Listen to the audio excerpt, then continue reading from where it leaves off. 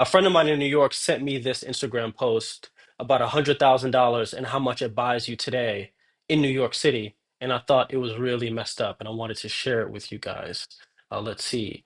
Your 100K salary is worth only $30,000 in Manhattan. Gone are the days when a six-figure salary could bring you financial ease.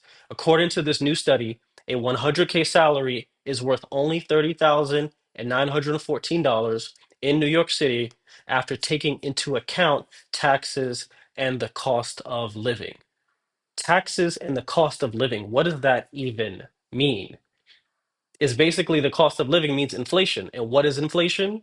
It's actually legal counterfeiting of the money that you're already making. It's someone else printing more currency and diluting the value of the money that you have so that you need more of the money to live a life that you would have prior. And look at this image that I pulled up here, the evolution of the $20 bill.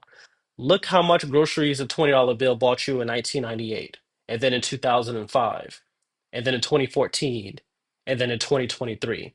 It's barely buying you anything, and nothing actually changed about what you're doing. It's just that the money is losing value. I was speaking to my mother yesterday, and she told me that the airport parking went from $50 to $75 per day.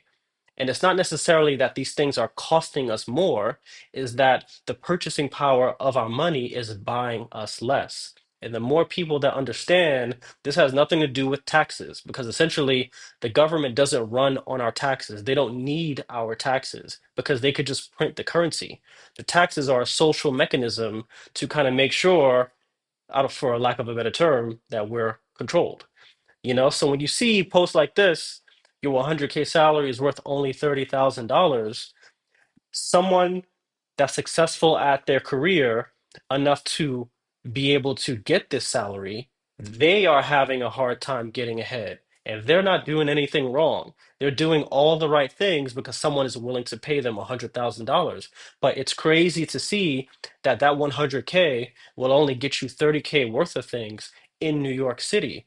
And at some point, you'll start seeing posts like this saying instead of 100K, it'll be $250,000 gets you $50,000 worth of things in New York City. And it's a wonder why society feels like it's crumbling because people are feeling like no matter what I do, I can't get ahead and I don't know why. And the reason is, again, is because you have a government that's counterfeiting the currency legally. So, again, the fix to something like this, the fix to your life getting easier is to instead of storing your savings in a currency that can get diluted, you store your savings in a money that will continue to grow its purchasing power over time and buy you more things, not less. It's actually deflation.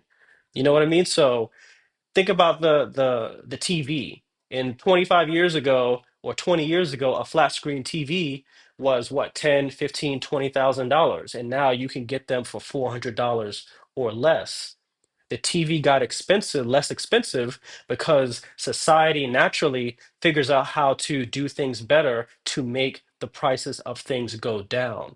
Prices going down is a natural thing, and everything is supposed to get cheaper. But that goes against what the government and the Federal Reserve are trying to do because they're using a currency that they need people to spend. They can't have people saving because that saving, people saving, that'll like essentially cause a collapse for lack of a better term. So they need to incentivize people to spend so that they could keep printing more currency and feeding the beast. You know what I mean? So the best thing that we can do, as I've said many times on this channel, and I hope more and more people are listening, is to just store your savings for the long term again in a currency that can't be diluted because that 50K or 20K or 10K of savings that you have in Bitcoin that you don't need for the next 10 years because you want to buy a house, because you want to buy a car, or because maybe you want to live in another country for a couple of months, the purchasing power of that money will grow so that that money is worth more.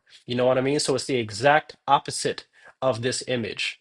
The Bitcoin would buy you more things over time, not less. It's literally the reverse. So please stay humble, stack sats, buy Bitcoin, save Bitcoin, spend Bitcoin, do what you can to opt out because we have the power. We can do what we want. We don't have to store our savings in a fiat currency. So please opt out. Please save in Bitcoin. Use apps like Strike, use apps like Cash App, and it's so, so simple.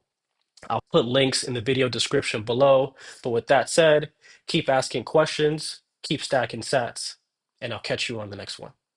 If you enjoyed that video, definitely like and subscribe, and I look forward to catching you on the next one.